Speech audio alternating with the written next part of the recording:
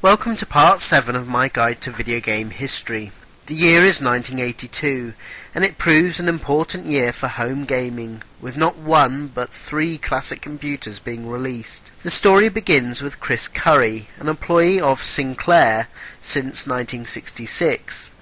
In 1978, he leaves Sinclair to set up his own company with Herman Hauser called Acorn. In 1980, they've released their first kit PC called the Acorn Atom, which was a strong competitor of the ZX80 by Sinclair. In 1981, the BBC British Broadcasting Corporation was planning to do a 10-part series to improve computer literacy of its viewers, and they wanted a PC to use in the show to illustrate it. Obviously, the machine had to be British, and it was between Sinclair and Acorn on who they would choose. The new machine Acorn were working on was called the Proton. Impressed, the BBC selected it for their series. This meant that not only Acorn would get the prestigious BBC name on their product, but they would also get a series that would be like one long advert for their new machine. The Proton was renamed the Bbc Microcomputer, and it was released in November 1981 for £299 and £399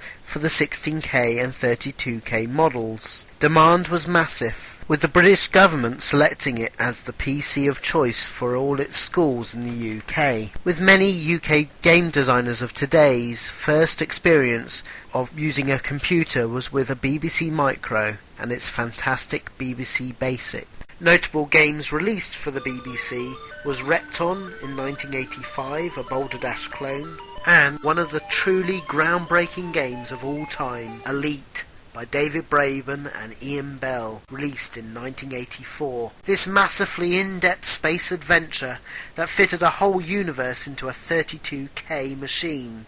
The game was a marvel, allowing total freedom to do whatever you want within the game. Also there was Revs by Jeff Cremond, a fantastic racing game that was one of the first games that allowed you to be sat in the car. The other big machine released in 1982 was the ZX Spectrum by Sinclair, which offered 8 colours and high-resolution graphics for the time. All this, and Sinclair had done it again, with it only costing £125 for the 16K model and £175 for the 48K model.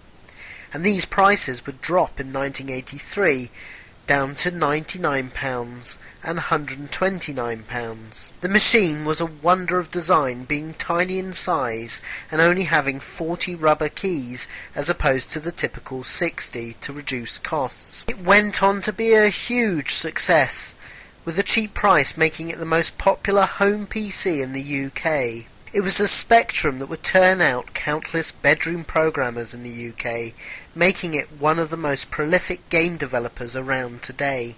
Notable games released on the Spectrum were Hungry Horace by Melbourne House, a Pac-Man clone that was successful enough to spawn 2 sequels. There was Horace Goes Skiing, a mixture of Frogger and a simple skiing game, and Horace and the Spiders, a compelling platform game. Melbourne House and Beam Software also released The Hobbit, a text adventure with graphics based on Tolkien's book. Kevin Toms released Football Manager, one of the first games of this type that let you take your football team to the top of the league. There was Scuba Dive by Durrell Software, and also Manic Miner by Matthew Smith, who, inspired by Miner 24-9er on the VIC-20, would write his own surreal take on the platform game, packed full of imagination and humour. He would follow this up with the even weirder Jet Set Willy, another great platform game. Also there was a brilliant game called Chuckie by Nigel Alderton, who at just 16 or 17 wrote the game in his summer holidays.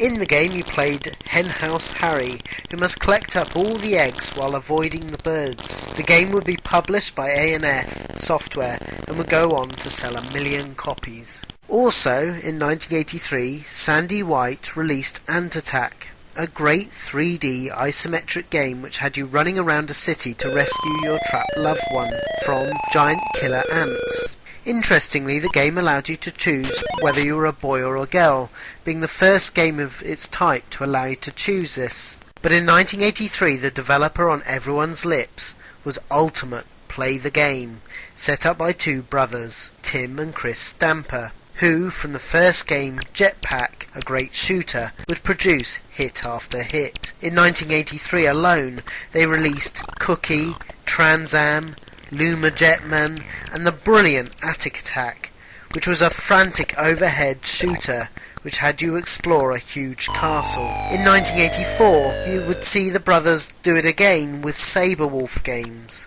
Saberwolf was an event set in a jungle, but then came Saberwolf's second game called Night Law. This had the game shown isometrically and had you solve puzzles and explore to survive. The game was groundbreaking, but after 1984, Ultimate seemed to lose their drive to make games, with follow-up games seemingly just clones of Night Law. So had the Stamper brothers lost interest in writing games? Not a bit of it. It's just their focus has switched to a new machine they had picked up from Japan called the Famicom by Nintendo, and knowing that this would be the future, they'd started to learn how to code games for the machine. So in 1986 they finally sold Ultimate Play the Game to US Gold and set up their new firm called Rare. With Rare they would concentrate on making just NES games. Rare became one of the most prestigious developers for Nintendo, creating a string of classics such as Donkey Kong Country,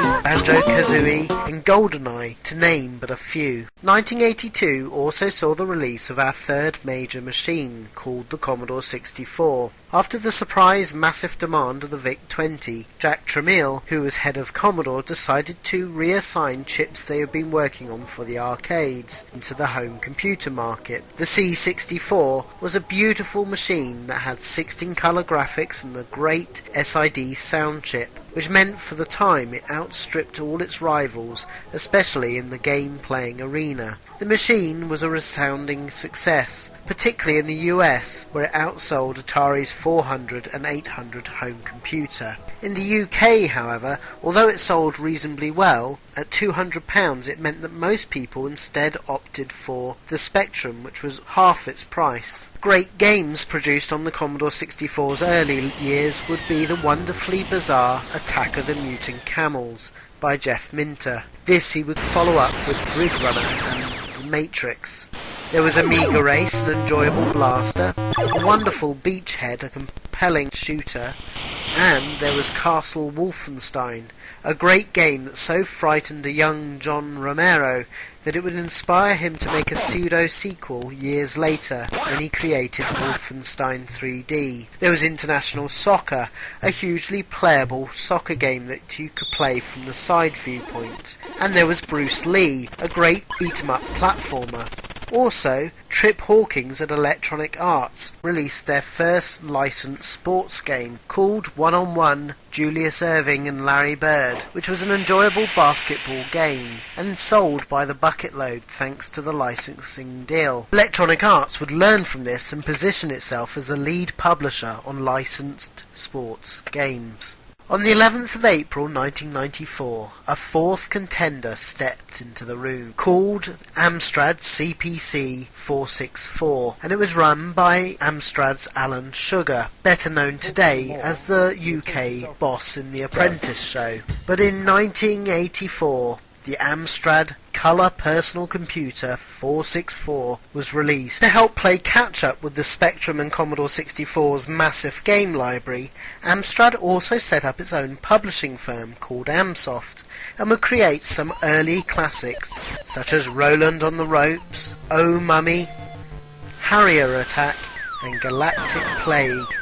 The problem was that third-party support for the machine was often seen as a footnote for, and often they would do straight ports of the Spectrum. But when a programmer did utilise the Amstrad hardware, the machine started to show its worth. It was a real winner. Amstrad would prove very popular in Europe, particularly in France. Well, thanks for listening to Part 7, and please listen out for Part 8, where we discuss the video game market crash of 1983 and 1984.